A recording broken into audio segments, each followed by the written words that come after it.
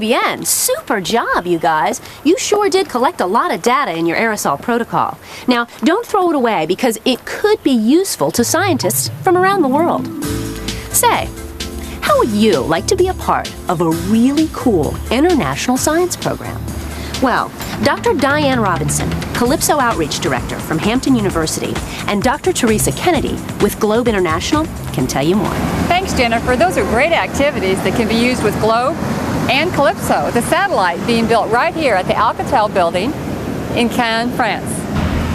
If you would like to participate with this experiment or other Earth science activities related to satellite observation, the GLOBE program is actively looking for students to work with scientists worldwide. GLOBE is a cooperative worldwide effort to collect environmental observations into a large database on the internet, and we welcome the French to be the newest members to GLOBE. Students around the world collect real data in all Earth science areas. The measurements collected by students are sent to the GLOBE database via the web or email and used by students and scientists around the world. The student information is used in a real way with the data collected by scientists and satellites to give us a greater idea about how the environment works. Once submitted, these data are publicly available on the GLOBE website and are displayed graphically with GLOBE visualization tools.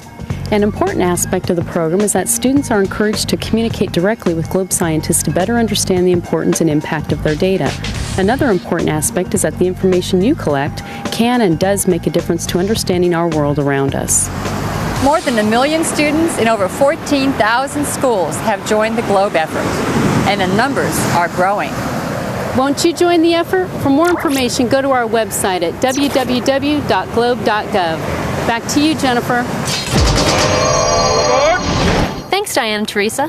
Well, guys, that wraps up another episode of NASA Connect. Students, don't forget to check out the website for this program's web activities and the Student Challenge. Hey, got a question, comment, or suggestion? Then email them to connect@lark.nasa.gov.